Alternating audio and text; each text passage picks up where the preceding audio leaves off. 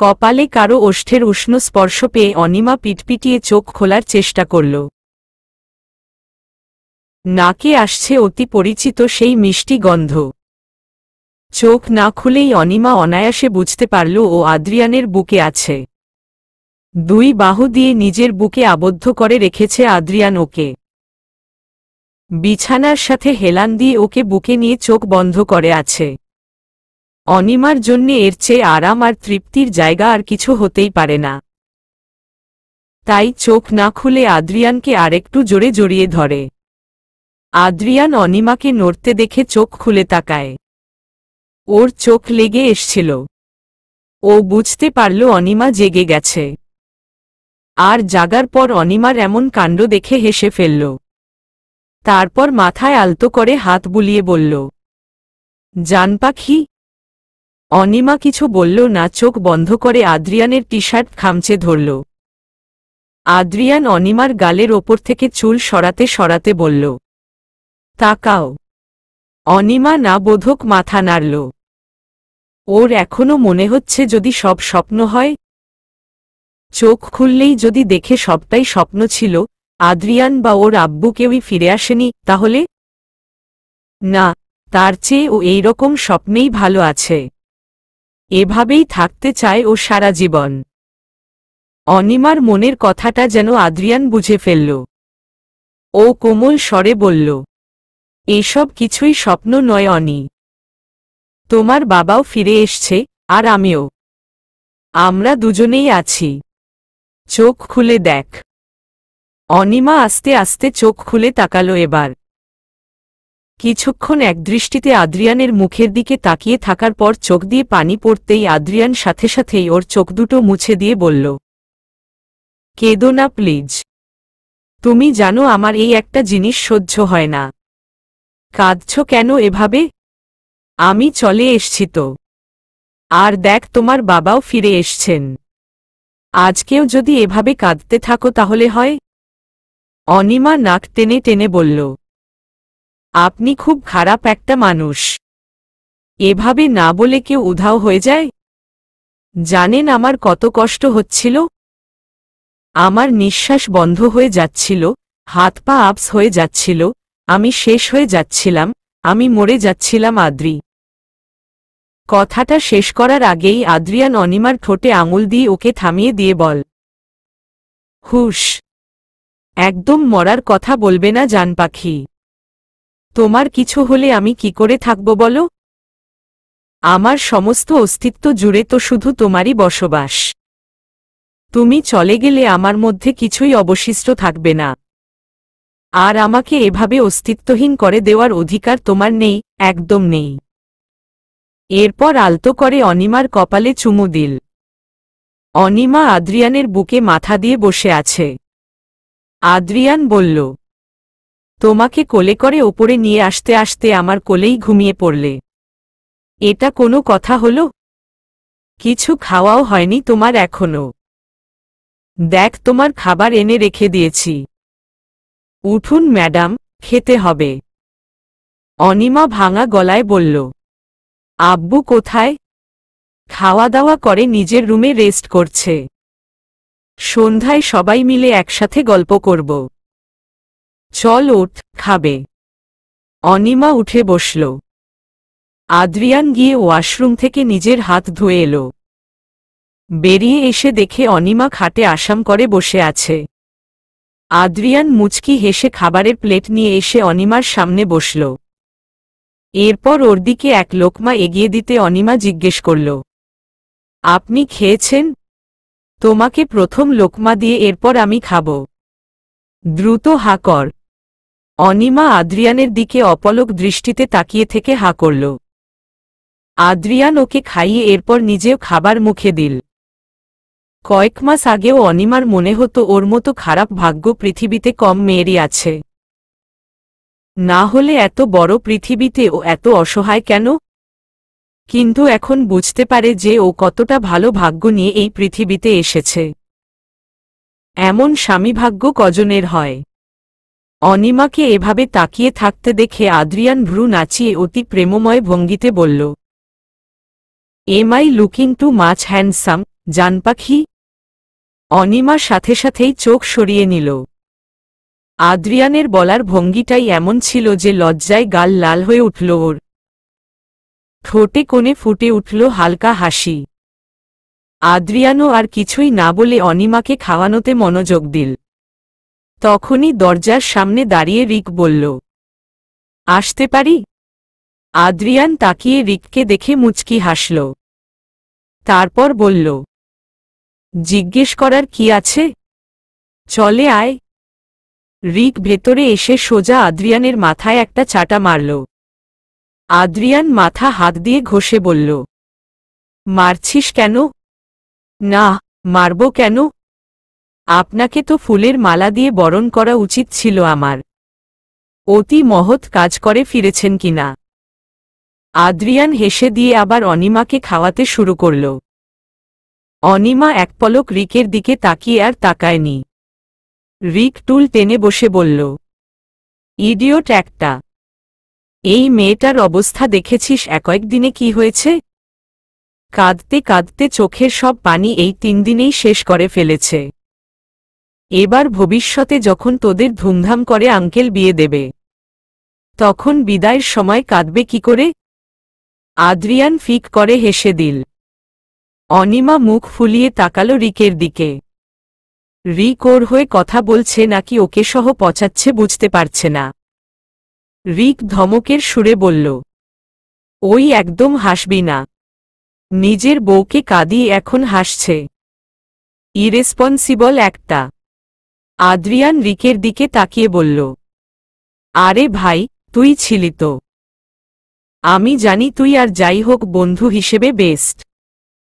আর এরকম মুহূর্তে একজন বন্ধুই সবচেয়ে বেশি সামলাতে পারে। অনিমা আর রিক দুজনেই অবাক দৃষ্টিতে তাকালো আদ্রিয়ানের দিকে। আদ্রিয়ানের কোনো ভাবান্তর নেই। ওর মুখভঙ্গি দেখে মনে হচ্ছে ও অতি স্বাভাবিক একটা কথা বলেছে। রিক অবাক দৃষ্টিতে তাকিয়ে থেকে বলল, মানে? আদ্রিয়ান রিকের দিকে তাকিয়ে বলল, তোর নীলপরি কেমন আছে?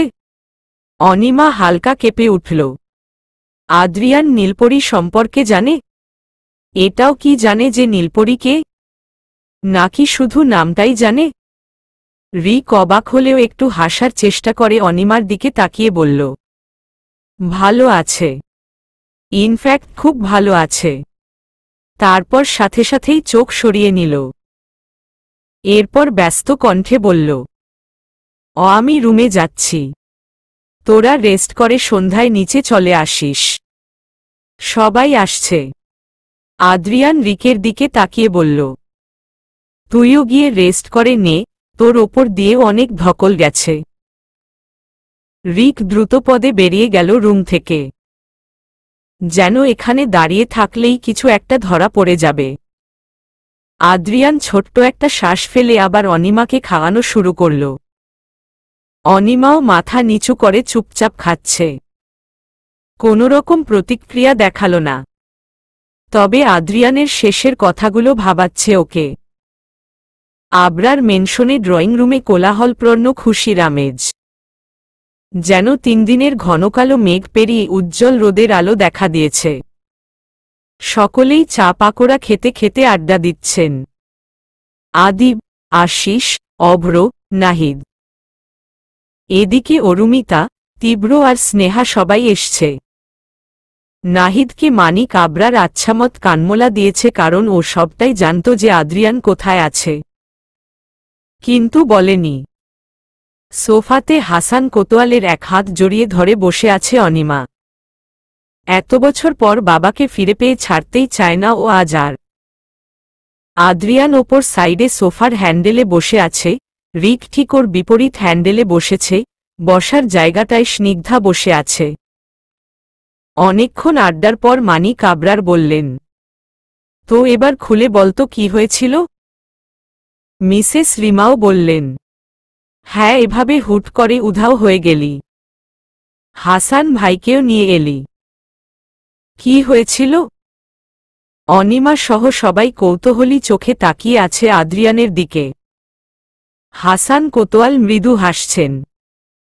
আদ্রিয়ান কয়েক সেকেন্ড চুপ থেকে তারপর বলল, আমি আর নাহিদ ভার্সিটি লাইফে একবার রাজশাহী গিয়েছিলাম, মনে আছে? তো ওখানে রাতে আমি আর নাহিদ বাইকে করে ঘুরছিলাম। কিন্তু অ্যাকচুয়ালি ফরচুনেটলি বলা যায়, ব্যালেন্স হারিয়ে আমাদের বাইকটা পাশের সরু এবং প্রায় পানিশূন্য খাদে পড়ে যায়। আমাদের তেমন বিশেষ ইনজুরি হয়নি ঠিকই, কিন্তু একটা মানুষকে ওখানে অজ্ঞান অবস্থায় পাই আমরা। লোকটার বেশ ভয়ঙ্কর রকম ইনজুরি ছিল, আর উনি আঙ্কেলই ছিলেন। সবাই বেশ অবাক হয়। অনিমা ওর বাবাকে আরেকটু শক্ত করে আঁকড়ে ধরে। আদ্রিয়ান বলল, আমরা ওনাকে নাহিদের বাবার হসপিটালে নিয়ে গেছিলাম। কিন্তু অবাক করা বিষয় হচ্ছে পরের দিন নিউজ পেপারে ওনারাই মৃত্যু সংবাদ ছাপা হয়। পেপারের ছবি দেখেই সেটা বুঝেছি। আমার কেন জানি না মনে হচ্ছিল ওনার জীবিত থাকার খবরটা ওই মুহূর্তে বাইরে যাওয়া ঠিক হবে না। তাই আমরা ওনাকে লুকিয়ে ফেলেছিলাম, সবার আড়াল করে রেখেছি। আর উনি এতদিন ইউএসএতে নাহিদর বাড়িতে ছিলেন। অনিকে সারপ্রাইজ দেওয়ার জন্যে আমি ওনাকে নিয়ে আসতে ইউএস যাচ্ছিলাম, কিন্তু এয়ারপোর্ট যাওয়ার পর জানতে পারি এই নাহিদ গাধা ওনাকে নিয়ে অলরেডি চলে এসছে। এখন চট্টগ্রাম আছে। তাই আমি সেখানেই গেছিলাম ওদের আনতে। সবাই হা করে তাকিয়ে আছে। সবার সবকিছুই এলোমেলো লাগছে, কিছুই মাথায় ঢুকছে না। আদিব ভ্রু কুঁচকে বলল, এত কিছু হয়ে গেল আর আমরাই জানি না? কিন্তু তাহলে এই 5 বছরে আঙ্কেল ফিরে আসলেন না কেন? আর তুই কি করে জানলি যে ইনিই অনির বাবা? আর চট্টগ্রাম গিয়ে কাউকে কিছুই না বলে 3 দিন পড়েছিলি কেন? কিছুই তো বুঝতে পারছি না, সব গুলিয়ে যাচ্ছে। আদ্রিয়ান আর হাসান কোতোয়াল একে অপরের দিকে তাকাল। ওনাদের ঠোঁটে এক অদ্ভুত রহস্যময়ী হাসি। আর কিছু বলার আগেই রঞ্জিত চৌধুরী আর কবির শেখ এসে প্রবেশ করলেন ভেতরে। ওনাদের পেছনে মিসেস লিমাও এসছেন। কবির শেখ দ্রুত পদে এসে আদ্রিয়ানকে জড়িয়ে ধরলেন। আদ্রিয়ানও হেসে দিয়ে নিজের মামার পিঠে হাত রাখল। কবির শেখ ওকে ছেড়ে বলল, এটা ঠিক আদ্রি? এভাবে হুট করে গায়েব হয়ে যায় কেউ? এদিকে কি অবস্থা হতে পারে বোঝো না তুমি? আদ্রিয়ান ঘাড় বাঁকা করে কাপ ধরে বলল, সরি মামা, আসলে আমি প্লেনে উঠিনি, সেই দুঃখে যে প্লেনটা ক্রাশ করে বসবে সেটা বুঝিনি। মিসেস লিমা রাগী কণ্ঠে বললেন, সেই কিউট করে সরি বললেই সব গলে যায়। এই ছেলে কোনোদিনও শোধরাল না। আদ্রিয়ান হাসল। রঞ্জিত চৌধুরী বললেন, তবুও তোমার জানানো উচিত ছিল। হ্যাঁ, আই এগ্রি। তাই তো সরি বলছি। বাই দা ওয়ে মামা, আমার বউকে তো চেনি এতদিনে। এখন আমার শ্বশুরমশাইয়ের সাথে আলাপ করে নেও। এরপর আদ্রিয়ান হাসান কোতোয়ালকে দেখিয়ে করে বলল, অনিমার বাবা হাসান কোতোয়াল, পেশায় জার্নালিস্ট। হাসান কোতোয়ালকে দেখে কবির শেখ আর রঞ্জিত চৌধুরী দুজনেই জমে গেলেন, যেন চোখের সামনে ভূত দেখছেন। ঘাম বেরিয়ে গেছে ওনাদের, হাত পা রীতিমতো কাঁপছে। মন একটাই প্রশ্ন করছে, এটা কি করে সম্ভব? চোখের সামনে এরকম অবিশ্বাস্য দৃশ্য দেখে যে কেউ থমকে যাবে। কবির শেখ আর রঞ্জিত চৌধুরীর ক্ষেত্রেও ব্যতিক্রম হয়নি। অনিমার বাবাকে চোখের সামনে জীবিত দেখে মুখের ভাষা হারিয়ে ফেললেন ওনারা। তার ওপর সে নাকি আবার অনিমার বাবা। এতটাই অবাক হয়েছেন যে শুধু ফ্যালফ্যাল দৃষ্টিতে তাকিয়ে আছেন।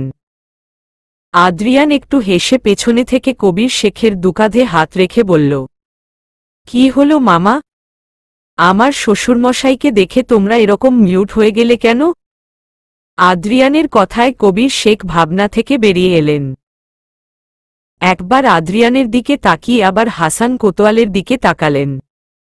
হাসান কোতোয়াল অনিমাকে ছাড়িয়ে উঠে দাঁড়ালেন। অনিমা তীক্ষ্ণ দৃষ্টিতে তাকিয়ে আছে ওই দুজনের দিকে। ওই দুজন মানুষকে ও একদমই সহ্য করতে পারে না। রঞ্জিত চৌধুরী এখনও অলমোস্ট হা করে তাকিয়ে আছেন। কবির শেখ শুকনো এক ঢোক গিলে কাপা কাপা কণ্ঠে জিজ্ঞেস করলেন, উনি চিফ রিপোর্টার হাসান কোতোয়াল না, যিনি 5 বছর আগে রোড অ্যাক্সিডেন্টে মারা গেছিলেন? আদ্রিয়ান হেসে দিয়ে বলল, মামা, তুমিও না? এত বুদ্ধিমান মানুষ হয়েও বোকার মতো কথা বলে যাচ্ছ। স্পষ্ট দেখতে পাচ্ছ উনি জীবিত, সুস্থভাবে দাঁড়িয়ে আছে আমাদের সামনে, আর তুমি বলছো মারা গেছেন? এবার রঞ্জিত চৌধুরী মুখ খুললেন। উনিও কম্পিত কণ্ঠে বললেন, কিন্তু খবরে তো তাই বলেছিল, আর ওনার আইডি কার্ড সহ লাশ সবই পাওয়া গেছিল। এবার হাসান কোতোয়াল হেসে বললেন, আরে নিউজপেপারে লেখা সব কথা সত্যি হয়? আর সবাই তো জানে মুখ বোঝা যাচ্ছিল না লাশের। ওটা আমি ছিলাম না। কবির শেখ এবার স্বাভাবিক হয়ে ভ্রু কুঁচকে বললেন, কিন্তু এই 5 বছর সামনে আসেননি কেন আপনি? হাসান কোতোয়াল হেসে বললেন, সব প্রশ্নের উত্তর কি দেওয়া যায়? সময় এলে জেনে যাবেন। যাই হোক, আপনি তাহলে আদ্রিয়ানের মামা। আমার মেয়ের মামা শ্বশুর কবির শেখ, আর উনি আদ্রিয়ানের খালু রঞ্জিত চৌধুরী। তাই তো? রঞ্জিত চৌধুরী আর কবির শেখ আবার অবাক হলেন। হাসান কোতোয়াল এত স্বাভাবিক ব্যবহার করছেন কি করে? যেন সব নরমাল। তবে কি সেসব দিনের কথা ভুলে গেছেন তিনি? কিন্তু এই মুহূর্তে পরিস্থিতি সামলাতে ওনারাও হাসিমুখে হাসান কোতোয়ালের সাথে কুশল বিনিময় করে নিলেন। হাসান কোতোয়াল মিসেস লিমার সাথেও পরিচিত হয়ে নিলেন। আদ্রিয়ান ওনাদের হাত ধরে বলল, অনেক পরিচয় পর্ব হয়েছে, এবার চল বসো। খেতে খেতে সবাই আড্ডা দাও। কিছুক্ষণের মধ্যেই পরিবেশ আবার স্বাভাবিক হয়ে উঠল। সবাই আড্ডায় মেতে উঠল।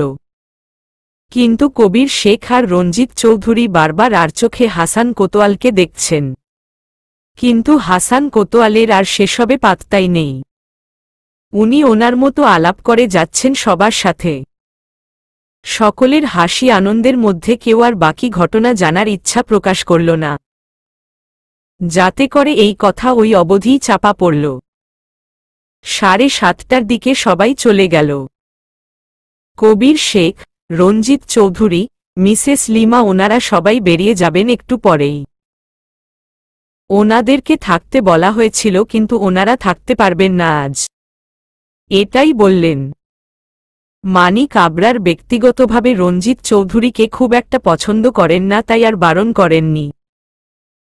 অদ্ভুতভাবে রিক দরকার ছাড়া একটাও বাড়তি কথা বলেননি নিজের মামা বা বাবার সাথে, যেটা কবির শেখের চোখে কিছুটা হলেও পড়েছে। ওনারা রাতে ডিনার করে চলে গেলেন। রয়ে গেল শুধু রিক আর স্নিগ্ধা। ওরাও কাল সকালে চলে যাবে। কিন্তু রিকের ইচ্ছেতেই আজ রাতটা এখানে থাকা হলো ওদের। ছাদের রেলিং ধরে দূর আকাশের দিকে তাকিয়ে আছে অনিমা। একটা জামরঙের শাড়ি জড়ানো গায়ে, খোলা চুলগুলো বাতাসে হালকা দুলছে। সত্যিই সময় যখন সবকিছু কেড়ে নিতে পারে, ঠিক তেমনি এক ঝটকায় সবকিছু ফিরিয়েও দিতে পারে, তার প্রমাণ ও আজকে পেল। একসময় ও নিঃস্ব হয়ে গিয়েছিল, কিন্তু আজ ওর কাছে সবকিছুই আছে। এত ভালো শ্বশুর বাড়ি, আদ্রিয়ানের মতো স্বামী, আর এখন তো নিজের বাবাকেও ফিরে পেয়েছে। চোখ বন্ধ করে শান্তির একটা লম্বা শ্বাস ফেলল ও।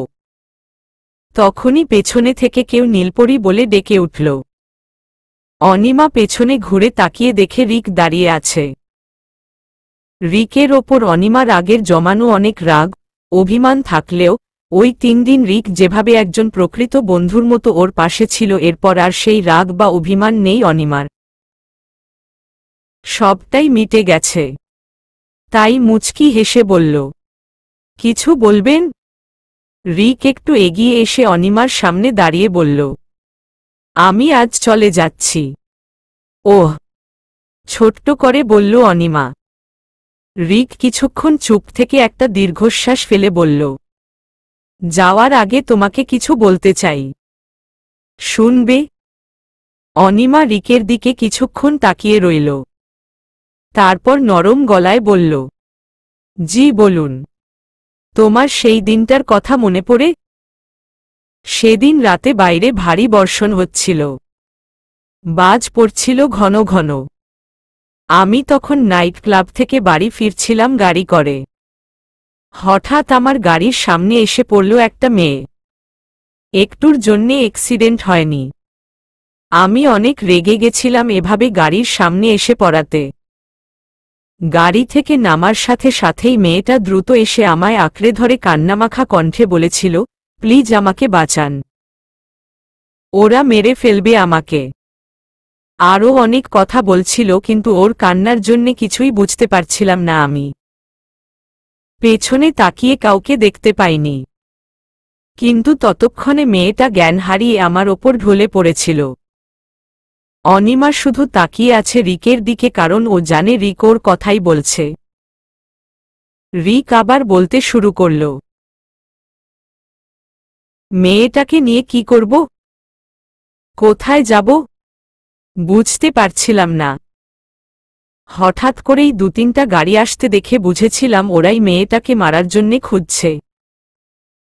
কিন্তু আমি তখন একা ছিলাম, ওদের সাথে পেরে উঠতাম না। কেন জানি না আমার মনে হচ্ছিল মেয়েটাকে বাঁচানো প্রয়োজন। তাই মেয়েটাকে গাড়িতে তুলে নিয়ে গাড়ি স্টার্ট দেওয়ার পরেও গাড়িগুলো আমাদের পিছু নিচ্ছিল। ওদের দৃষ্টি থেকে আড়াল হওয়ার জন্যে আমি গাড়ি চালিয়ে কোথায় পৌঁছে গেছিলাম নিজেও জানি না। যখন দেখলাম ওরা আমাদের পিছু নিচ্ছে না, তখন গাড়ি থামাই। মেয়েটা তখনও অজ্ঞান ছিল, পুরো ভিজে গেছিল, ঠান্ডায় কাঁপছিল ও। পুরো শরীর বরফের মতো ঠান্ডা হয়ে গেছিল। আমি আশেপাশে খুঁজে একটা অর্ধেক তৈরি হওয়া বাড়ি দেখতে পাই, যেটার ছাদ দেওয়া হলেও দেওয়াল দেওয়া হয়নি। ওই ঝড়বৃষ্টির মধ্যে ওটাই অনেক ছিল। মেয়েটাকে কোলে নিয়ে সেখানেই গেছিলাম। মেয়েটাকে পিলারের সাথে হেলান দিয়ে শুয়ে দিয়ে ওর ভেতরে পড়ে থাকা পুরনো কিছু কাঠ ভেঙ্গে লাইটার দিয়ে আগুন জ্বালিয়ে ওকে আগুনের পাশে নিয়ে বসিয়ে হাতের তালু ঘষে ঘষে অনেক কষ্টে টেম্পারেচার স্বাভাবিক করি। আধ ঘন্টা পর জ্ঞান ফিরেছিল ওর। জ্ঞান ফেরার পর ভয় সিটিয়েছিল। আমাকেও খুব ভয় পাচ্ছিল, একদম গুটিয়ে বসে ভয় ভয় দেখছিল আমাকে।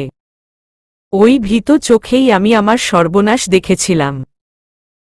ভেজা লেপ্টে থাকা চুল, উজ্জ্বল শ্যামবর্ণ মুখে জমে থাকা বিন্দু বিন্দু পানি, নীল গ্রাউন্ড পরা ভয় গুটিয়ে থাকা পিচ্চি মেয়েটা মুহূর্তেই আমার হৃদয়ের সবটা দখল করে নিল। তখনই বুঝে গেছিলাম যে ফেঁসে গেছি। অনিমা অবাক হয়ে তাকালো রিকের দিকে। এসব কি বলছে কি রিক? কেন বলছে? রিক বলল, অনেক কষ্টে তোমাকে বুঝিয়েছিলাম যে আমি তোমার কোনো ক্ষতি করব না। এরপরের দিন তোমাকে আমাদের বাড়িতে নিয়ে এলাম। তুমিও এসছিলে আমার সাথে কোনো আপত্তি না করেই। বিশ্বাস কর, সেই থেকেই আস্তে আস্তে প্রেম নামক অনুভূতি গ্রাস করছিল আমাকে। ভালোবেসে ফেলেছিলাম তোমাকে, আর সময়ের সাথে সাথে সেটা গভীর হয়েছে। কিন্তু কেন জানি না বাবা তোমাকে পছন্দ করতেন না, আর তুমিও বাবা আর মামাকে দেখলে ভয় পেয়ে যেতে। তবুও সব ভালো চলছিল। ধীরে ধীরে তুমি আমাকে নিজের সবচেয়ে ভালো বন্ধু ভাবতে শুরু করলে। আমি, তুমি, সিদ্ধু তিনজনের একসঙ্গে হাসিম যায় বেশ ভালো সময় কাটছিল। এক পর্যায়ে যখন আমি তোমাকে বিয়ের কথা বললাম তখন তুমি সময় চাইলে। পরে রাজি হয়েছিলে ঠিকই, কিন্তু তোমার মধ্যে যে বিয়েটা নিয়ে যথেষ্ট কনফিউশন ছিল আমি বুঝেছিলাম। ভেবেছিলাম সময়ের সাথে সাথে সব ঠিক হয়ে যাবে। ভালোবাসি তো, তাই যে কোনো মূল্যে তোমাকে নিজের করে রাখতে চেয়েছিলাম, ব্যাস। কিন্তু হঠাৎ তোমার ব্যবহার বদলে গেল। দিন দিন এগ্রেসিভ হয়ে যাচ্ছিলে তুমি। শুধু তাই না, আমার সাথে অকারণেই খারাপ ব্যবহার করতে। আমার নরমাল কথাটাও তোমার এবনরমাল লাগত। আমাকে বিয়েটাও ভেঙে দিতে চাইলে কোনো কারণ না বলেই। এগুলো দিন দিন অসহ্য হয়ে যাচ্ছিল আমার জন্যে। আমি পারছিলাম না মানতে। তোমাকে ভালোভাবে বোঝাতে গেলে আরও মিসবিহেভ করতে আমার সাথে। আমি এমনিতেই শর্ট টেম্পার, তাই ধৈর্য ধরতে পারিনি। এক পর্যায়ে আমিও তোমার গায়ে হাত তুলেছি, বেশ কয়েকবার তুলেছি। কিন্তু ট্রাস্ট মি, ততবার অপরাধবোধ কাজ করেছে আমার মধ্যে। দিন দিন অবস্থা আরও খারাপ হচ্ছিল। পাগল হয়ে যাচ্ছিলাম আমি তোমার ওরকম ইগনোরেন্স আর অদ্ভুত ব্যবহারে। এরপর বিদেশে যেতে হলো আমাকে। সেখানেও ফোনে ঠিক করে কথা বলতে না আমার সাথে। আর ফিরে এসে আমার বাবা মামার কাছে শুনলাম তুমি পালিয়ে গেছ। জানো তখন কতটা কষ্ট হয়েছিল, কতটা আঘাত পেয়েছিলাম আমি। অনিমা ভ্রু কুঁচকে তাকিয়ে আছে রিকের দিকে। রিকের গলা কেঁপে কেঁপে উঠছে। এসব কি বলছে? রিক কি তাহলে জানত না কিছু? তাহলে নিজে কেন স্বীকার করেছিল সব? রিক আবার বলল, কোথায় কোথায় না খুঁজেছি তোমাকে। পাগল হয়ে গেছিলাম, প্রায় শেষ হয়ে যাচ্ছিলাম। অবশেষে খুঁজে পেলাম, কিন্তু আমার ভাইয়ের বউ হিসেবে। সেই ভাই যাকে আমি নিজের আপন ভাইয়ের মতোই ভালোবাসি। সেদিনের চেয়ে বেশি অসহায় এর আগে কোনোদিন লাগেনি আমার। সব রাগ তোমার ওপর গিয়ে পড়েছিল। মনে হয়েছিল সবকিছুই তোমার জন্যে হয়েছে। তুমিই খেলেছ আমাদের দুজনকে নিয়ে। কিন্তু না, তোমার কাছ থেকে যা শুনলাম তাতে আমি আমার সব ভাষাই হারিয়ে ফেললাম। ছলনা তুমি না, আমার নিজের বাবা মামাই করেছে আমার সাথে। মিথ্যে তুমি না, ওরা বলেছিল আমাকে। আর যেই ইনজেকশনের কথা তুমি বলছিলে না, সেটা ডক্টর প্রিফার করেছিল তোমার জন্যে। তুমি বারবার সেন্সলেস হয়ে যেতে, তাই সেটা শুধু এক সপ্তাহের জন্যেই ছিল। আমি ভেবেছিলাম তুমি সেটার কথাই জিজ্ঞেস করছো, তাই হ্যাঁ বলেছিলাম। আমি জানতামই না যে তোমাকে আর কোনো ইনজেকশন দেওয়া হতো, তাও রোজ। আর তোমাকে কোনো পাচারকারী চক্রের হাতে তুলে দেওয়া হয়েছে, তার অ্যারেঞ্জমেন্ট তো দূর, সে সম্পর্কে আমি কিছু জানতামও না। আমি ভালোবাসি তোমাকে, তাই বিয়ে করতে চেয়েছিলাম, কারো কুরকম ঢাকার জন্যে না। নীলপরি। অনিমা স্তব্ধ দৃষ্টিতে তাকিয়ে আছে রিকের দিকে। তার মানে ও প্রথম যেটা ভেবেছিল সেটাই সত্যি? ওই লোকগুলো আবার সেই নোংরা খেলা খেলেছে। ও এবার করুণ দৃষ্টিতে তাকালো রিকের দিকে। রিকের চোখ লাল হয়ে আছে, সে চোখে পানি টলমল করছে। রিক আঙুল দিয়ে চোখের পানি মুছে নিয়ে বলল, এটা ভেবো না যে আমি তোমাকে ফিরে পেতে চাই বা তোমার কাছ থেকে কিছু এক্সপেক্ট করছি। কিন্তু আমি তোমাকে ভালোবাসি, সত্যিই ভালোবাসি। এই সত্যিটুকু না জানাতে পারলে আমি মরেও শান্তি পেতাম না। তুমি চাইবে না জানি, কারণ তুমি আদ্রিয়ানকে ভালোবাসো, অনেকটা বেশিই ভালোবাসো। কিন্তু তুমি চাইলেও তোমাকে আমি একসেপ্ট করতে পারবো না, কারণ আদ্রিয়ান তোমাকে পাগলের মতো ভালোবাসে। আমি তোমাকে ছাড়া এই কয়েক মাস কাটিয়ে দিতে পেরেছিলাম। তোমাকে অন্যের সাথেও মেনে নিতে পেরেছি, যেটা আদ্রিয়ান পারবে না। ওর ভালোবাসার কাছে আমার ভালোবাসা কিচ্ছু না। তবে এটা ভেবো না আমি মহান হয়ে ত্যাগ করছি। আদ্রিয়ানের জায়গায় অন্য কেউ হলে আমি তাকে খুন করে হলেও তোমাকে নিজের করে নিতাম। কিন্তু এখন পারবো না, কারণ আমি জানি আমার চেয়ে অনেক বেশি ভালো থাকবে তুমি ওর কাছে। আর এর চেয়ে বেশি আমার কিচ্ছু চাই না। সরি, তোমার সাথে যা যা মিসবিহেভ করেছি তার জন্যে। I'm really sorry. কথাগুলো বলে রিক পকেটে হাত ঢুকিয়ে পেছাতে পেছাতে বলল, আর হ্যাঁ, আমাকে কিন্তু আগের মতোই নিজের বেস্ট ফ্রেন্ড ভাবতে হবে। আদ্রিয়ান কি বলেছে জানো তো? বন্ধু হিসেবে আমি বেস্ট। ওই পাগলটাকে সামলে রেখো। তোমাকে ছাড়া ও নিঃস্ব। তুমি না থাকলে ও মরে যাবে। আর ওকে বাঁচিয়ে রাখার দায়িত্ব তোমার। আসছি, হ্যাঁ, কথা হবে পরে। ভালো থেকো। জানি থাকবে। আদ্রিয়ান আছে তো। এটুকু বলে রিক উল্টো ঘুরে দ্রুতপদে চলে গেল। অনিমা স্তব্ধ দৃষ্টিতে কিছুক্ষণ তাকিয়ে রইল সেদিকে। এরপর ঘুরে রেলিং ধরে দাঁড়িয়ে একটা দীর্ঘশ্বাস ফেলল। সত্যিই রিককে কিছু বলতে ইচ্ছে করছিল ওর, কিন্তু কেন জানি আজ সব কথা গলায় আটকে গেল।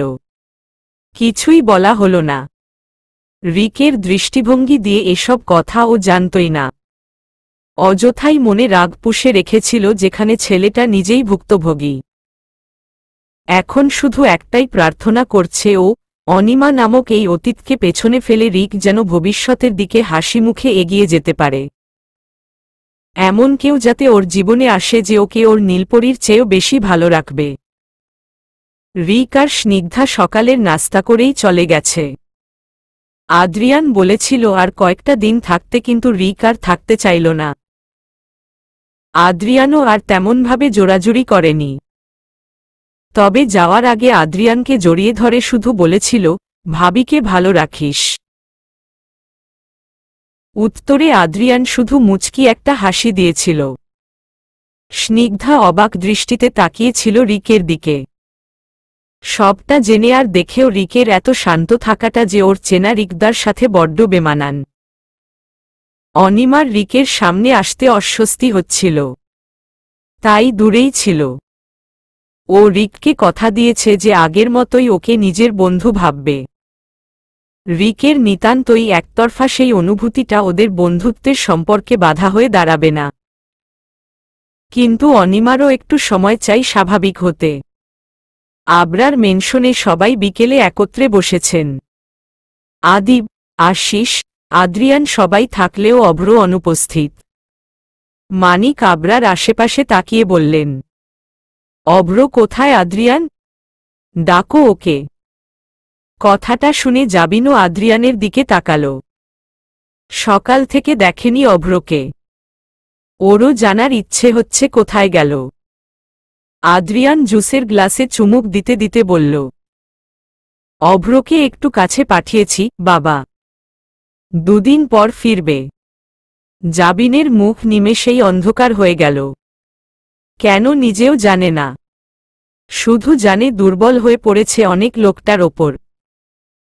আদ্রিয়ান মৃত্যুর খবর শোনার পর ও যখন প্রচণ্ড কান্নাকাটি করছিল, তখন অভ্র ওকে সামলেছে। ওই প্রথম অভ্র নিজে থেকেই ওর কাছে এসছে, ওর সাথে কথা বলেছে। এরপর থেকে ওর দুর্বলতা আরও বেড়ে গেছে। কি ভাবছে সেটা খেয়াল হতেই জাবিন সাথেই নিজেই নিজেকে বকা দিয়ে ফোন স্ক্রোল করাই মনোযোগ দিল। হাসান কোতোয়াল বলল, মানিক তোরা এখন এখানেই থাকবি তো?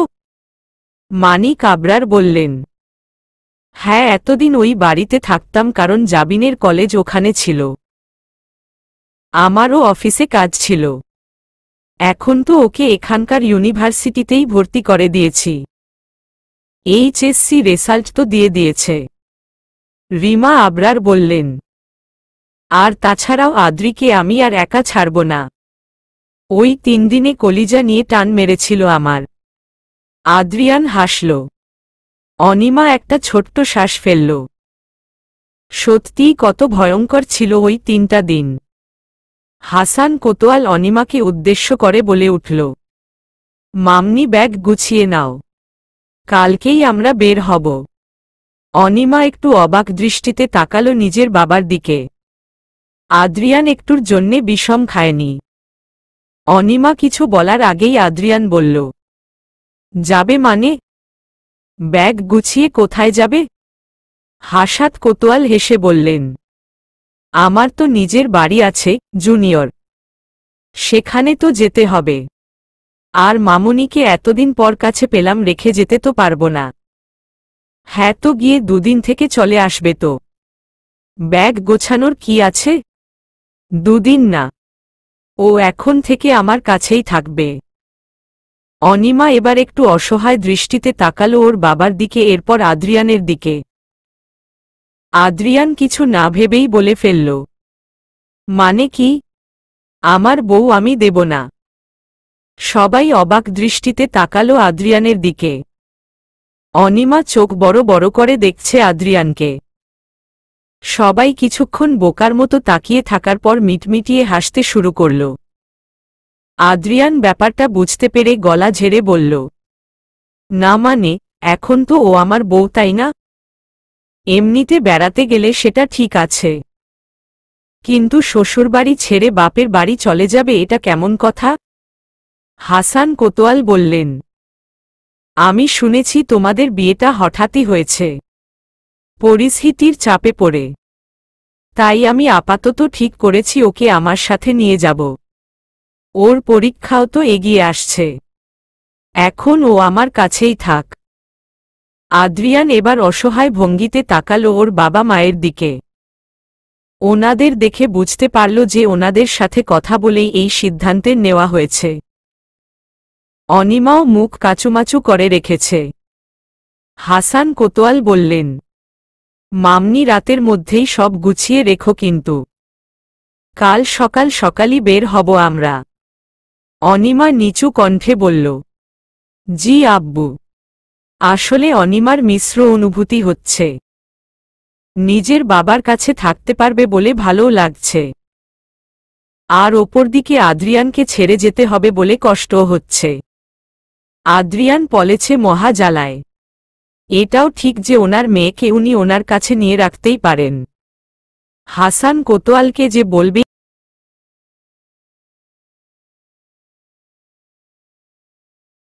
পারবে না, কারণ ও ভালো করেই জানে যে উনি যথেষ্ট আত্মমর্যাদা সম্পন্ন মানুষ, নিজের মেয়ের শ্বশুর বাড়িতে থাকবেন না। তাই শুধু মলিন মুখ করে সবার দিকে এক পলক করে তাকাল। অনিমাও প্রচণ্ড অসহায় মুখ করে বসে আছে। কবির শেখ আর রঞ্জিত চৌধুরী তাদের পার্টি অফিসে নিজেদের ক্যাবিনে বসে আছেন। দুজনের মুখেই চিন্তার ছাপ, যেন দুজনেই জাতাকলে পড়ে গেছেন।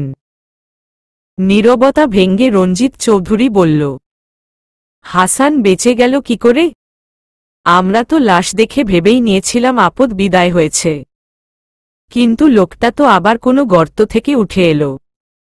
কিন্তু আমার মনে হয় আমাদের কথা ভুলে গেছে। জার্নালিস্ট ছিল, তাই রোজ কত মানুষকেই তো এক্সপোজ করত। সবার কথা মনে থাকে নাকি? তাও 5 বছর। কবির শেখ ভাবনায় মগ্ন থেকে বললেন, তবুও ডাউট তো থেকেই যায়। তার ওপর আপনার ছেলে আমার ভয়টাই সত্যি করল। কিছুই করল না, বরং এখন আমাদের এভয়েড করে চলছে। আমার তো এখানেও ঘাপলা আছে মনে হচ্ছে। কিছু বুঝে যায়নি তো? রঞ্জিত চৌধুরী মাথা চেপে ধরে বললেন, এত প্রেশার এবার সত্যিই আর নেওয়া যাচ্ছে না। এখনো এটাও জানতে পারলাম না আড়ালে বসে এভাবে একে একে ডোবাচ্ছে আমাদের। কবির শেখ একটা লম্বা শ্বাস ফেলে বললেন, আগে আদ্রিয়ানকে সন্দেহ হলেও এখন মনে হচ্ছে ব্যাপারটা অন্য কিছু। যদি আদ্রিয়ানের পেছনে থেকেও থাকে তাহলেও ও একা নেই। ওর সাথে এমন কেউ আছে যে ওর মতোই চতুর। কিন্তু কথা হলো সেটা কে? বাইরে ধীরগতিতে বৃষ্টি হচ্ছে। আজ কোনো বজ্রপাত বা ঝড় নেই। প্রকৃতি বেশ শান্ত। অনিমা অনেকটা মন খারাপ নিয়েই ব্যাগ গোছাচ্ছে। ভালো লাগছে না কিছুই আজ। যদি ওর আব্বু আর আদ্রিয়ান দুজনের সাথেই থাকতে পারত, কিন্তু ওকে যে কোনো একজনের সাথেই থাকতে হবে।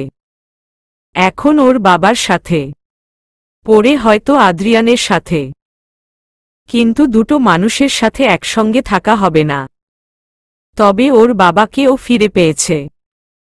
আবার নিজের বাবার প্রিন্সেস হয়ে ওর নিজের বাড়িতে থাকতে পারবে। এতেও বেশ খুশি ও। কিন্তু ওই বাড়িতে কি ওর মামুরা এখনো আছে? কোথায় বা যাবেন? ওর আব্বুর সাথেও তো এই বিষয়ে কোনো কথাই হয়নি অনিমার। কিছুই বলেনি কি হয়েছিল উনি যাওয়ার পর। হাসান কোতোয়ালও অনিমাকে কিছুই জিজ্ঞেস করেননি এ বিষয়ে। এসব ভাবতে ভাবতে লাগেজের চেইন আটকে দিয়ে অনিমা ব্যালকনিতে চলে গেল। রেলিং ধরে বৃষ্টি দেখতে দেখতে ভাবছে, ওর চারপাশে সবকিছু কেমন রহস্যময় আর অদ্ভুত। আদ্রিয়ান ওর অতীত নিয়ে ভাবে না, জানতেও চায় না। ওর বাবা হঠাৎই 5 বছর পর ফিরে এলো, যাকে অমৃত বলে জানত। উনি এই 5 বছর উনি কেন ফেরেননি? আদ্রিয়ানই বা কোথায় ছিল ওই 3 দিন? ওর বাবাই বা কেন একবারও জিজ্ঞেস করল না যে নিজের বাড়ি ছেড়ে এখানে কেন? অনিমা এসব জিজ্ঞেস করাই শুধু একটাই উত্তর দিয়েছে, ওকে, সময় হলে বলবো। সবকিছুই কেমন জটপাকিয়ে যাচ্ছে কেন? এত রহস্যময় সব। হঠাৎই ও পেটে কারো আলতো হাতের স্পর্শ পেল, তার সাথে কাঁধে কারো গরম নিঃশ্বাস অনুভব করে চোখ বন্ধ করে ফেলল। কারণ ও জানে এটা আদ্রিয়ান। আদ্রিয়ান অনিমার কাঁধে থুতনি রেখে বলল, মন খারাপ? অনিমা কিছু না বলে ওভাবেই দাঁড়িয়ে রইল। আদ্রিয়ান ওকে ধরে নিজের দিকে ঘুরিয়ে কোমরে হাত রেখে নিজের দিকে টেনে নিয়ে বলল, কি হয়েছে? আমার মায়াবিনীর মায়ামাখা মুখটা আধারে ঢাকা কেন? অনিমা চোখ তুলে আদ্রিয়ানের চোখের দিকে তাকিয়ে বলল, আমি কাল আব্বুর সাথে চলে যাচ্ছি, খারাপ লাগছে না আপনার? আদ্রিয়ান ভ্রু কুঁচকে বলল, খারাপ লাগার কি আছে? তুমি তোমার বাবার সাথে তোমার বাড়ি যাচ্ছ, এতে খারাপ কি? ভালো তো। অনিমা মুখ গোমরা করে আদ্রিয়ানকে ছাড়িয়ে নিয়ে রেলিং ধরে দাঁড়িয়ে রইল। আদ্রিয়ান তাকিয়ে রইল অনিমার দিকে। ওর নিজেরও ইচ্ছে করছে না অনিমাকে ছাড়তে। ভীষণ মন খারাপ করছে, কিন্তু একপাক্ষিক চিন্তাভাবনা করলে তো আর হয় না। অনেক সময় পরিস্থিতি মেনে নিতে হয়। আদ্রিয়ান অনিমার হাত ধরে নিজের দিকে ঘোরাতেই চমকে উঠল। দ্রুত অনিমার দুগালে হাত রেখে বলল, এই বোকা মেয়ে, এভাবে কাদার কি আছে? তোমার পরীক্ষাটা হয়ে গেলেই একেবারে ঝাঁকঝমক করে ব্যান্ড বাজিয়ে বিয়ে করে আমার বাড়ি নিয়ে আসব, যাতে আমার ভিলেন শ্বশুরটা আর তোমাকে নিতে না পারে। ভিলেন শ্বশুর কথাটা শুনে অনিমা ভ্রু কুঁচকে তাকাল। আদ্রিয়ান হেসে দিয়ে বলল, আমার এখন তোমার বাবাকে বাংলা সিনেমার সেই ভিলেন টাইপ শ্বশুরই মনে হচ্ছে। তবে একটু পার্থক্য আছে। সেটা কি জানো? অনিমা না বোধক মাথা নাড়ল। আদ্রিয়ান বলল, বাংলা সিনেমার শ্বশুররা বলে, এ বিয়ে আমি মানি না। আমার মেয়েকে তোর মত ছোটলোকের হাতে আমি তুলে দেব না, কখনো না। কিন্তু আমার শ্বশুরের ক্ষেত্র কেসটা হলো, এতদিন পর আমার মেয়েকে পেয়েছি। আমার মেয়ে আমি নিয়ে গেলাম, পরেরটা পরে দেখা যাবে। মানে হলো, ইনি হাতে মারবেন না ভাতে মারবেন। কি ভয়ঙ্কর ব্যাপার স্যাপার। অনিমা হেসে দিল আদ্রিয়ানের কথায়। সেই হাসি দেখে আদ্রিয়ানের হৃদয় ঠান্ডা হল।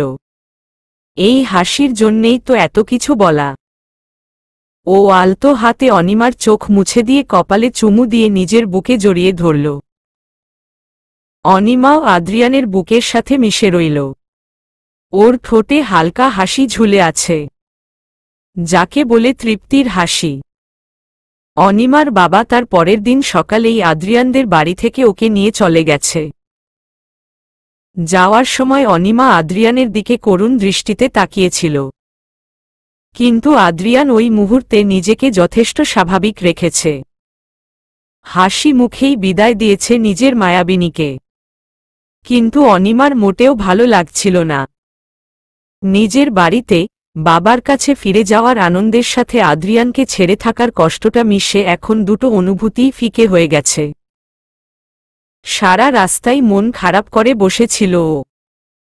আদ্রিয়ান এমন একটা মানুষ যার সাথে অনিমা ভীষণভাবে জড়িয়ে গেছে, যে স্মৃতি থেকে মুছে গেলেও মন থেকে কোনোদিনও মুছবে না। হাসান কোতোয়াল গম্ভীর মুখে বসে আছেন। তার আশরাফ, মৃধা, রাহেলা আর ওনাদের ছেলে অর্ক, ওনারা তিনজনই অনিমার বাবার বাড়িতেই থাকছেন। হাসান কোতোয়ালকে দেখে তিনজনই ভূত দেখার মতো চমকে গেছিল। স্বাভাবিক, 5 বছর আগে যেই মানুষটা মারা গেছে সে ফিরে এলে যে কেউ চমকাবে। তার ওপর অনিমাকে দেখে আরও অবাক হয়েছে। এই মেয়ে হুট করে আবার কোনো গর্ত থেকে উঠে এলো। ওনারা তো ভেবেই নিয়েছিল যে বাপের সাথে সাথে ও বিদায় হয়েছে। হাসান কোতোয়াল পরে ওনাদের বুঝিয়েছেন যে লাশটা ওনার ছিল না। বেশ অনেকটা সময় পর ওনারা শান্ত হয়েছে। ওরা দুজন ফিরে আসাতে যে ওনারা কতটা খুশি সেটাই নানারকম মনোভাব প্রকাশ করে বোঝানোর চেষ্টা করলেন। রাহেলা অনিমাকে জড়িয়ে ধরে বললেন, এতদিন কোথায় ছিলি মা? এভাবে হুট করে চলে যায় কেউ? আশরাফ মৃধা বললেন, কোথায় কোথায় না খুঁজেছি তোকে। মামার কথা তো একবার ভাববি। কেমন আছিস? অনিমা ওনাদের দুজনের দিকে কিছুক্ষণ তাকিয়ে থেকে ধীর কণ্ঠে বলল, যতটা এক্সপেক্ট করেছিলে তার চেয়ে অনেক বেশি ভালো আছি। অনিমার উত্তর শুনে দুজনেই একটু হকচকিয়ে গেছিল। অর্ক একটু দূরেই দাঁড়িয়েছিল। অনিমা অর্কর দিকে তাকিয়ে শুধু হেসেছিল হালকা, যেটাকে তাচ্ছিল্যের হাসি বলে। দীর্ঘ সময়ের নীরবতা ভেঙে হাসান কোতোয়াল বললেন, আমার সবসময়ই একটা ভরসা ছিল যে আমার কিছু হয়ে গেলেও আমার চিন্তা নেই। আমার মেয়ের মামামামি ওকে দেখে রাখবে। অথচ আজ 5 বছর পর ফিরে এসে আমাকে আমার মেয়েকে অন্য কারো বাড়ি থেকে নিয়ে আসতে হল। তাও সেই ছেলেটা ওকে রাস্তা থেকে তুলে নিয়েছিল। অথচ আপনারা আমারই বাড়িতে বসে বসে আমারই টাকায় আয়েশ করছেন। এটাকে আমি কি বলবো? আশরাফ একবার নিজের স্ত্রীর দিকে তাকালেন। তারপর খুব দুঃখী গলায় বললেন, হাসান, আমরা তোমার মেয়েকে বের করে দেইনি। ও নিজেই উধাও হয়ে গেছিল কোথাও। ওই ইন্ডিয়ান একটা মেয়ে ছিল, কি যেন নাম, হ্যাঁ আরজু ছিল হয়তো। ওর সাথেই কোথাও একটা বেরিয়েছিল, কিন্তু আর ফেরেনি। আমরা অনেক খোঁজ করেছিলাম ওর, কিন্তু পাইনি। আরজুর কথা উঠতেই অনিমার মনটা ভীষণ খারাপ হয়ে গেল। ওর ছোট্ট একটা ভুলের জন্যে সেদিন কি ভয়ঙ্কর ঘটনা ঘটেছিল।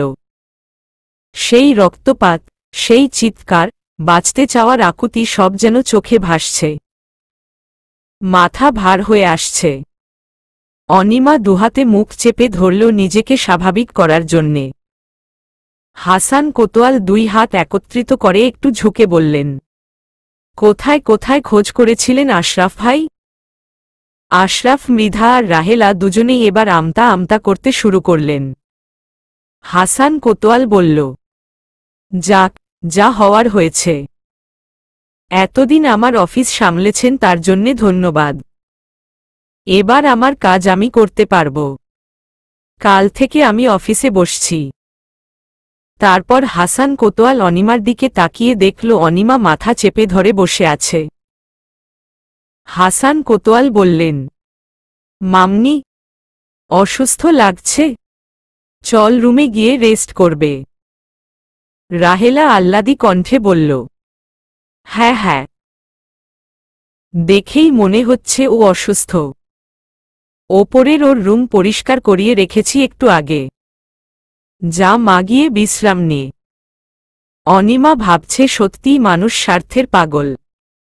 আজ ওর বাবা ফিরে এসছে বলে এখন ওর প্রতি কত দরদ। অথচ ওর বাবা যখন ছিল না তখন জ্বর, সর্দি, আরও সবরকম অসুস্থতা নিয়েও কাজের লোকের মতো বাড়ির সব কাজ করেছে ও। হাসান কোতোয়াল অনিমাকে নিয়ে দাঁড়াতেই আশরাফ মৃধা বলে উঠলেন, আমরা কি চলে যাব এখান থেকে? হাসান কোতোয়াল ভ্রু কুঁচকে বললেন, যদি থাকতে ইচ্ছে হয় থাকো কয়েকদিন। শত হোক তোমার বোনের বাড়ি এটা। সে বেঁচে নেই বলে যে বাড়িটা তার নেই এরকম ভাবার কারণ নেই। বলে অনিমাকে নিয়ে ওপরে চলে গেল। অর্ক ঝুড়ি থেকে একটা আপেল নিয়ে সিটি বাজাতে বাজাতে বাইরে চলে গেল। এদিকে আশরাফ মৃধা আর রাহেলা ভাবছেন যে হঠাৎ করে দুটোই একসঙ্গে উদয় হলে কোথা থেকে। সবকিছু হাতে এসেও আসলো না, হাতছাড়া হয়ে গেল। তাই আরামে থাকতে হলে বাকি জীবন হাসান কোতোয়ালকে তেল মেরাই চলতে হবে। বেশ রাত হয়েছে। মেঘলা আকাশ, তাই চারপাশটা আরো ঘুটঘুটে অন্ধকার। হালকা শস্য বাতাস বইছে, যে কোনো সময় বৃষ্টি হতে পারে। বাড়ির ছাদের এক কোণায় বসে আছে রিক। অন্ধকারাচ্ছন্ন আকাশের দিকে উদাস দৃষ্টিতে তাকিয়ে আছে। ওর জীবটাও এখন এই আকাশের মতোই মেঘার অন্ধকারে আচ্ছন্ন। নিজের ওপরেই একটা তাচ্ছিল্যের হাসি হেসে মদের বোতলে চুমুক দিতে গেলেই স্নিগ্ধা এসে আটকে নিল। রিক ভ্রু কুঁচকে তাকিয়ে বলল, তুই এখানে কি করছিস? স্নিগ্ধা বোতলটা টেনে নিয়ে বলল, জানতাম এখানে বসে এসব ছাইপাস গিলছ।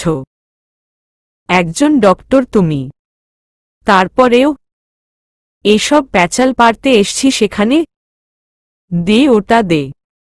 স্নিগ্ধা দূরে সরিয়ে নিল বোতলটা। তারপর রিকের হাতে হাত রেখে বলল, ও বাড়ি থেকে আসার পর থেকে নিজেকে ঘরবন্দি করে নিয়েছ। ঠিকমতো খাচ্ছ না, ঘুমাচ্ছ না, বাড়ির কারো সাথে কথাও বলছ না, এমনকি মামার সাথেও কথা বলছ না তেমন। ওদের করা কাজের জন্যে তুমি নিজেকে শাস্তি কেন দিচ্ছ? রিক বিরক্তি নিয়ে বলল, এখান থেকে যা আর আমাকে একা থাকতে দে। বলে বোতলটা টেনে নিয়ে গিয়ে তাতে চুমুক দিতে গেলেই স্নিগ্ধা বলে উঠল, অনি কিন্তু ড্রিঙ্ক করা মোটেও পছন্দ করে না রিকদা। ও তোমাকে নিজের খুব ভালো বন্ধু ভাবে। তোমার নীলপরি যেটাকে অপছন্দ করে সেটা তুমি করছো প্রতিনিয়ত। একজন বন্ধু হিসেবে ও কিন্তু কষ্ট পাবে। রিক থেমে গেল। কিছুক্ষণ বসে রইল ওভাবে। বেশ অনেকটা সময় পর বোতলটা পাশে ছুঁড়ে ফেলে দিয়ে আবার আকাশের দিকে তাকিয়ে রইল। স্নিগ্ধাও কিছু না বলে রিকের পাশেই চুপচাপ বসে রইল। হঠাৎ রিক করুণ কণ্ঠে বলে উঠল, আমার খুব ঘুম পাচ্ছে, একটু ঘুমোতে চাই। তোর কোলে মাথা রাখতে দিবি? স্নিগ্ধা অবাক দৃষ্টিতে তাকিয়ে রইল রিকের দিকে। রিকের বলা কথাটা ওর বিশ্বাসই হচ্ছে না। পরমুহূর্তেই নিজেকে সামলে নিয়ে মাথা নেড়ে হ্যাঁ বলল। রিক কিছু না বলে স্নিগ্ধার কোলে মাথা রেখে শুয়ে চোখ বন্ধ করে ফেলল। কিন্তু স্নিগ্ধার মনের মধ্যে ঝড় চলছে। এমন অনুভূতি হচ্ছে কেন ওর? মনে হচ্ছে এই মানুষটার জন্যে সবকিছু বিসর্জন দিয়ে দেওয়া যায়। এর আগে তো এমন হতো না। এসব ভাবতে ভাবতে রিকের মাথায় হাত চলে যায় ওর। আলতো করে হাত বুলিয়ে দিতে থাকে রিকের মাথায়। দেখতে দেখতে 3টা দিন কেটে গেছে। এই 3 দিনে অনিমা আদ্রিয়ানের ফোনেই কথা হয়েছে শুধু, তাও খুব কম। ইদানিং Adrian recording, stage show, interview এসব নিয়ে বেশ ব্যস্ত হয়ে আছে। একটার পর একটা কাজ লেগেই আছে। সারাদিনের খাটাখাটনির পর রাতে ক্লান্ত হয়ে বাড়ি ফিরে ঘুমানোর আগে একটু কথা বলে ফোনে একটু কথা বলতে পারে অনিমার সাথে। কিন্তু সারাদিন দুজনেই দুজনের জন্যে ভেতরে ভেতরে ছটফট করে বেড়ায়। এই নিয়ে বেশ চলছে এদের বিরহ পর্ব। ক্লাস করে কলেজের ক্যান্টিনের পাশের পুকুর পাড়ে বসে আছে অনিমা, তীব্র আর অরুমিতা। 3 জনই আপাতত চুপ আছে। 3 জনেরই 3 কারণে মন খারাপ। অনিমা ঢিল ছুঁড়ছে শুধু পুকুরের পানিতে। অরুমিতা গালে হাত দিয়ে বসে আছে।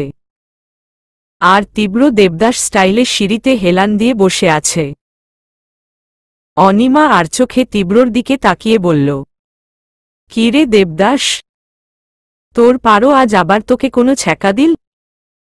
তীব্র বরাবরেই মতোই হতাশ নিঃশ্বাস ফেলে বলল, কালকে খেলা দেখছিলাম তাই ফোনের দিকে খেয়াল ছিল না।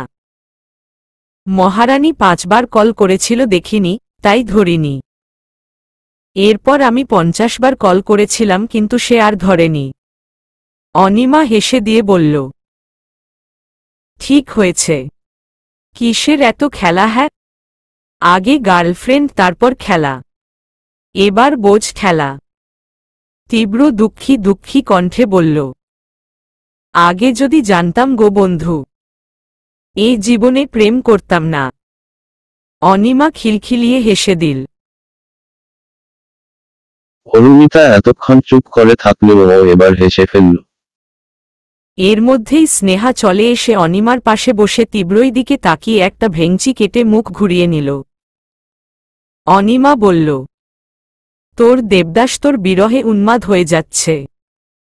স্নেহা বিরক্তি নিয়ে বলল, এই পানিতে ডুবে মরতে বল। তীব্র গলা ঝেড়ে ঠিকঠাক হয়ে বসল। অনিমা অরুমিতার দিকে তাকিয়ে বলল, কি রে, তোর মুড অফ কেন?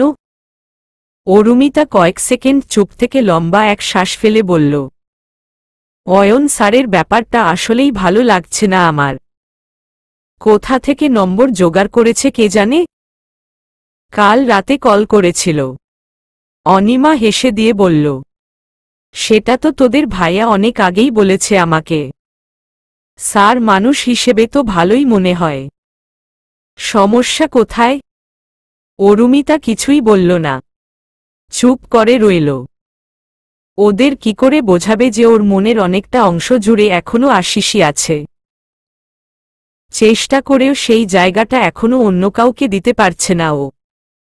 স্নেহা অনিমাকে উদ্দেশ্য করে বলল, এই মিসেস, তোমার মনের খবর নিচ্ছেন, এবার আপনার কথা বলুন। কেমন কাটছে আপনাদের দিন? আদ্রিয়ান ভাই সুস্থ আছে তো তোকে ছাড়া? তীব্রও হেসে দিয়ে বলল, সেই তো, 3 দিন হয়ে গেছে। নো দেখা সাক্ষাৎ। ভাবা যায় ভাই যে এখনো সুস্থ আছে এটাই অনেক। অনিমা মুখ ফুলিয়ে বলল, লেগপুল করবি না তো একদম। রাগ লাগছে আমার এখন। লোকটা একটু বেশিই ব্যস্ত। সারাদিনে একটু ফোন করে না, করে সেই রাতে গিয়ে। তাও বেশিক্ষণ কথাই বলতে পারে না। অরুমিতা হেসে বলল, ব্যাপারটা কিন্তু মজার। বিবাহিত দম্পতি হয়েও এখন কলেজ লাইফের প্রেমিক প্রেমিকার মতো অবস্থা এদের। প্রেম একেবারে মাখো মাখো। আহা, সবাই ওরা বেশ অপেক্ষণ হাসাহাসি করল এটা নিয়ে। অনিমাও হাসল। এটা ঠিক, আদ্রিয়ান ফোনে বেশ পাগলামি করে। মাঝে মাঝে কি সব বাচ্চাদের মতো উদ্ভট কথাও বলে। যে কেউ তখন তখন ওর কথা শুনে বলবে আস্ত বউ পাগল। রাতে ডিনার করে এসে শুয়ে শুয়ে বেশ অনেকক্ষণ পর্যন্ত আদ্রিয়ানের ফোনের অপেক্ষা করল অনিমা, কিন্তু আদ্রিয়ান ফোন করেনি। এরপর অনিমা ট্রাই করেছিল কিন্তু বন্ধ বলছে। তাই মন খারাপ করে শুয়ে শুয়ে আদ্রিয়ানের ফোনের অপেক্ষা করতে করতে চোখ লেগে আসতেই ওর ফোন বেজে উঠল। অনিমা দ্রুত চোখ খুলে ফেলল। ফোন হাতে নিয়ে দেখল আদ্রিয়ান। ওর মুখে স্বস্তির হাসি ফুটে উঠল। তাড়াতাড়ি ফোনটা রিসিভ করে বলল, আজ এত দেরি করে ফোন করলেন যে? ওপাশ থেকে ক্লান্ত কণ্ঠে আদ্রিয়ান বলল, খুব ব্যস্ত ছিলাম। একটু আগে একটা শো শেষ করলাম। একটু ব্যালকনিতে আসবে? অনিমা চোখ বড় বড় করে ফেলল। ও ঝট করে উঠে বসে বলল, মানে? কোথায় আপনি? তোমার বাড়ির পাশের রোডে। অনিমা অবাকের শেষ পর্যায়ে চলে গেল। এত রাতে আদ্রিয়ান চলে এসছে এখানে? যদিও এই পাগলের দ্বারা সব সম্ভব। ও উঠে দাঁড়িয়ে বলল, আপনি দাঁড়ান, আমি আসছি। আদ্রিয়ান দ্রুত বলে উঠল, না, তোমাকে নিচে আসতে হবে না। আমি থাকতে পারব না। এখনই চলে যেতে হবে। একটু ব্যালকনিতে আসবে জানপাখি? জাস্ট 2 মিনিট নেব। আদ্রিয়ান কথা শেষ করার আগেই অনিমা দৌড়ে ব্যালকনিতে চলে গেল। গিয়ে দেখে সামনের বড় রাস্তাটায় গাড়ির সাথে হেলান দিয়ে আদ্রিয়ান দাঁড়িয়ে আছে। খুব ক্লান্ত দেখাচ্ছে ওকে। চুলগুলো এলোমেলো হয়ে আছে।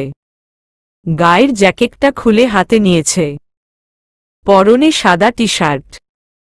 আদ্রিয়ান অনিমার দিকে তাকিয়ে মলিন হেসে বলল, উফ অফ, এতক্ষণে কলিজা একটু হলেও ঠান্ডা হল। 83 ঘন্টা 26 মিনিট পর তোমাকে দেখলাম। আর একটু হলে নির্ঘাত মরে যেতাম। বাঁচিয়ে দিলে। অনিমা হতবাক দৃষ্টিতে তাকিয়ে আছে আদ্রিয়ানের দিকে। চোখ ছলছল করে উঠছে ওর। ও কাপা গলায় বলল, পাগল আপনি? আদ্রিয়ান মুচকি হেসে বলল, অনেক রাত হয়েছে। ঘুমিয়ে পড়েছিলে নিশ্চয়ই। যাও রুমে যাও। আর একটু জেগে থেকো প্লিজ। আমি গিয়ে ফোন করব। অনিমা কিছু না বলে শুধু তাকিয়ে রইল আদ্রিয়ানের দিকে। আদ্রিয়ান চলে যাওয়ার পর ও ধীর পায়ে নিজের রুমে গিয়ে বসে রইল।